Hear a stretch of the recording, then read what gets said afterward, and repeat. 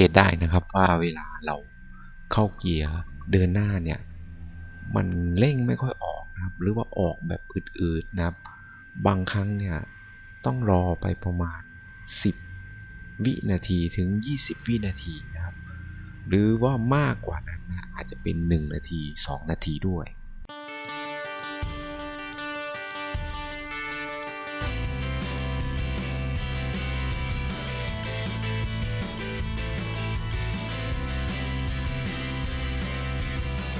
สวัสดีเพื่อนๆที่ใช้รถและสวัสดีเพื่อนๆที่สนใจเกี่ยวกับเรื่องรถนะครับวันนี้เจอกับผมอีกแล้วนะครับสำหรับ Toyota Camry นะครับ ACV 40นะครับรหัสเครื่อง 2AZ ครับเครื่อง 2,400 cc นะครับมากับเกียร์ออโต้นะครับตัวนี้เป็นเกียร์ออโต้ซึ่งอาการของเขาก็คือเวลาเราเข้าเกียร์เดินหน้าหรือเกียร์ดีนะครับเราจะต้องรอนะครับรอเวลานะครับไม่รู้จะรอเวลาไปทำไมก็ไม่รู้นะคือเข้าเกียร์แล้วแทนที่จะเหยียบคันเร่งแล้วออกตัวไปได้เลยเนี่ยเราต้องรอนะครับเราต้องอาจจะเร่งเครื่องไปมันก็ยังไม่ออกตัวให้นะครับหรือว่าบางครั้งเนี่ยมันออกตัวแบบช้ามากนะค่อยๆไต่กระดึบกระดึบกระดึบขึ้นไปเรื่อยๆนะฮะจนบางครั้งเนี่ยมันไม่ทันใจนะครับเวลาเรามีธุระเร่งด่วนเนี่ยมันรถเราเหยียบคันเร่งเนี่ยรอบเครื่องขึ้นสูงนะประมาณ 3,000 กว่ารอบแล้วรถค่อยๆเคลื่อนตัวออกไปนะครับคล้ายๆกับคัดมันลื่นนะครับอาการของรถที่เป็นลักษณะนี้นะฮะเดี๋ยวผมก็จะทำการถอดเกียร์ออกมาเพื่อจะมาดูในส่วนต่างๆนะครับตัวของ Camry ACV 30นะครับแล้วก็ Camry ACV 40รวมทั้งตัว 50เนี่ยเวลาเรายกเกียร์นะผมก็บอกทุกครั้งเลยนะครับมีคนเข้าใจผิดว่ามันสามารถที่จะยกเกียร์ลงออกลงมาได้นะครับมันยกลงมาได้แต่ว่ามันลื้อเยอะเหมือนกันนะครับมี2อย่างก็คือไม่ยกขึ้นก็เอาเครื่องลงข้างล่างนะครับเอาให้เลือกกันนะครับส่วนตัวผมเนี่ยผมยกขึ้นข้างบนดีกว่านะเพราะว่ายกขึ้นข้างบนผมไม่ถอดเยอะเรื่องของเรื่องคือถอดไม่เยอะนะผมใช้วิธีก็คือ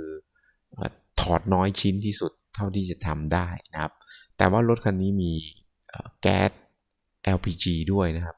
ฉะนั้นเวลาถอดเนี่ยจะยุ่งยากมากเลยจริงๆเราจะต้องปลดสายไฟออกมาเลยนะครับแล้วก็ยกมาพร้อมสายไฟจะง่ายกว่านะครับแต่เนื่องจากว่ามีการติดตั้ง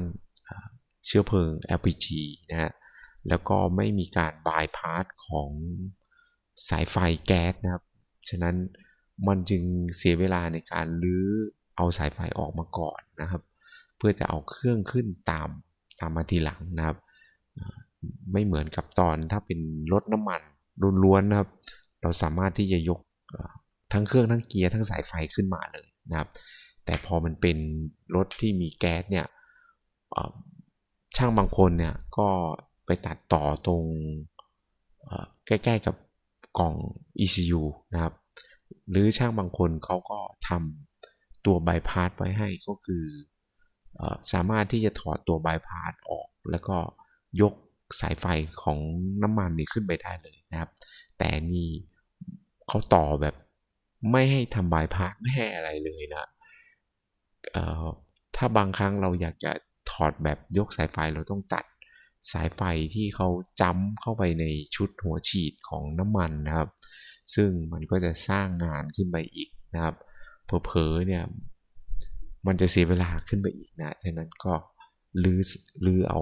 สายไฟออกก่อนดีกว่านะครับผมจากนั้นก็มีการยกเครื่องขึ้นนะครับ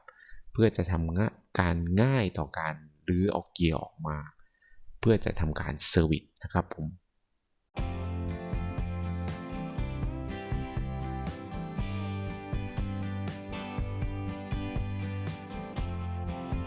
คำถามก็คือถ้าเราทิ้งอาการนี้ไว้นานๆจะเป็นไรไหมครับเป็นแน่นอนครับก็คือถ้าเราแบบสตาร์ทเครื่องนะแล้วก็อุ่นเครื่องรอเวลานะเข้าเกียร์แล้วมันไม่เดินหน้านะครับถ้าเราปล่อยทิ้งไว้นานๆเนี่ย ตอนช่วงที่เราเร่งคันเร่งหรือว่าเติมคันเร่งเข้าไปเนี่ยมันจะทำให้ตัวชุดส่งกำลังของเกียร์ออโต้เนี่ยเกิดอาการไหม้ได้นะพอมันไหม้แล้วเนี่ยมันจะทำงานยากขึ้นนะครับอุปกรณ์ข้างในเนี่ยมันจะได้รับความเสียหายแบบหนักมากนะครับฉะนั้นถ้ารถของเพื่อนๆเริ่มมีปัญหาเนี่ยก็ควรจะหาทางหรือหาวิธีนะครับแก้ไขก่อนนะครับก่อนที่มันจะสายเกินไปเพราะว่าเกียร์ของตัว ACV 40นะฮะรหัสเครื่อง 2AZ เนี่ยมีราคาที่แพงกว่าตัวของ ACV 30นะครับตัว ACV 30เนี่ยราคามันยังถูกกว่านะครับเพราะว่ามันใช้ร่วมกันกับ Toyota Wish ได้นะครับแต่ตัว 40เนี่ยตัว ACV 40นะครับมันจะไม่สามารถใช้ของอย่างอื่นได้นะฮะต้องใช้ของเขานะครับประกอบกับรถที่จำหน่ายที่ญี่ปุ่นเนี่ยมีอะไหล่ไม่ค่อยใกล้เคียงกับบ้านเรานะครับไม่เหมือนตัว ACV 30นะครับฉะนั้นเกียร์ของ ACV 40จึงมีราคาที่แพงกว่านะครับแพงมากเลยนะครับไม่ใช่แพงกว่าอย่างเดียวนะครับฉะนั้น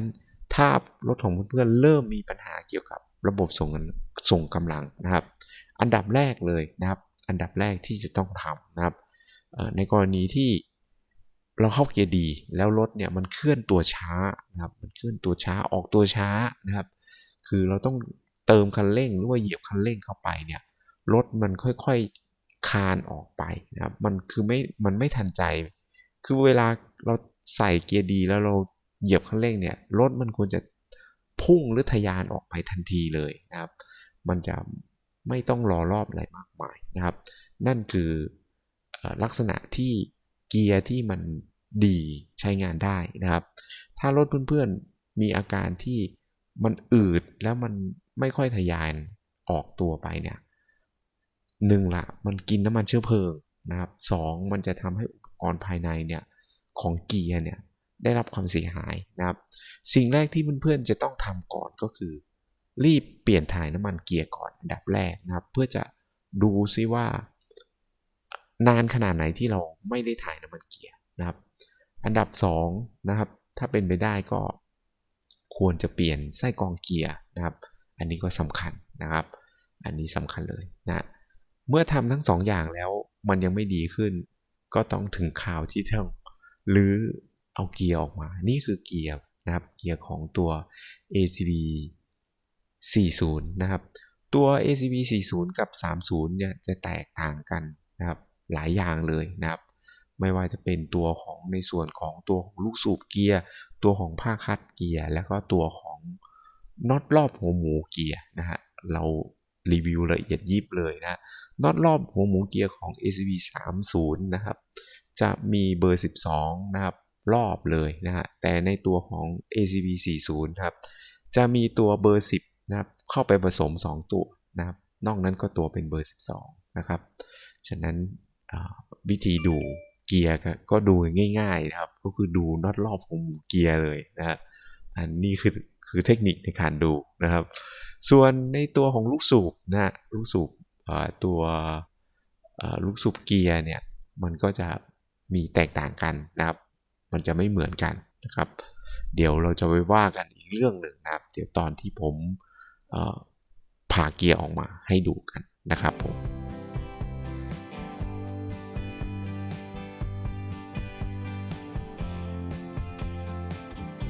ตอนในการถอดก็จะต้องถอดน็อตรอบหัวหมูเกียร์ก่อนนะครับเพื่อจะทำการรื้อเอาตัวของหัวหมูเกียร์ออกมาจากตัวเกียร์นะครับซึ่งเวลารื้อเนี่ยน็อตต้องจำให้ดีนะครับเพราะว่ามันจะมีน็อตสั้นกับน็อตยาวนะครับแล้วก็ที่สำคัญก็คือเหมือนที่ผมบอกก็คือมันจะมีน็อตเบอร์12แล้วก็น็อตเบอร์10นะครับผสมกันนะอันนี้ต้องระวังด้วยนะครับ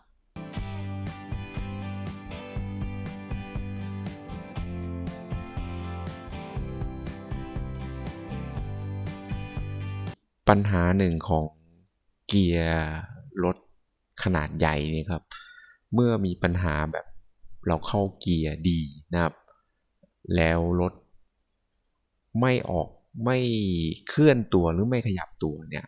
ถ้าเราปล่อยทิ้งไว้นานนะครับแล้วเราเหยียบคันเร่งเยอะๆนะครับตัวเกียร์เนี่ยมันจะมีความเสียหายมากนะครับเพราะว่าน้ำหนักของรถเนี่ยมันมันหนักมากนะครับแล้วมันจะต้อง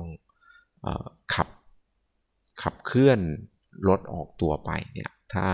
ถ้าเกิดมันมีปัญหาแบบนั้นเนี่ยถ้าเราทิ้งไว้นานๆเนี่ยเราอาจจะเสียเงินเยอะมากเลยนะครับเพราะว่าเกียร์ลูกหนึ่งเนี่ยค่อนข้างที่จะหลายตังค์เลยนะครับแล้วก็เกียร์มือสองเนี่ยที่เรานิยมเปลี่ยนกันเนี่ยมันมีน้อยนะครับแล้วก็มีราคาที่ค่อนข้างที่สูงนะครับฉะนั้นก็ควรระมัดระวังนะครับผมจะต้องรื้อเอาชุดส่งกำลังของมันออกมานะครับซึ่งชุดส่งกำลังของมันเนี่ยจะไม่เหมือนตัว30นะครับตัว40เนี่ยลักษณะมันเหมือนกันนะครับหน้าตามันคล้ายกันเลยนะครับแต่ว่าในชุดส่งกำลังของมันเนี่ยมันจะมีความแตกต่างกันนะครับมาถึงตอนนี้ก็ต้องติดตามรับชมในตอนที่2แล้วนะครับยังไงเพื่อนๆที่ยังไม่กดติดตามหรือกด Subscribe นะครับก็รบกวนนิดนึงนะครับกดติดตามกด Subscribe นะครับเพื่อจะได้เป็นกำลังใจให้กับทีมงานได้ผลิตคลิปออกมาให้ได้รับชมนะครับเจอกันใหม่นะครับคลิปหน้าคลิปนี้สวัสดีครับผม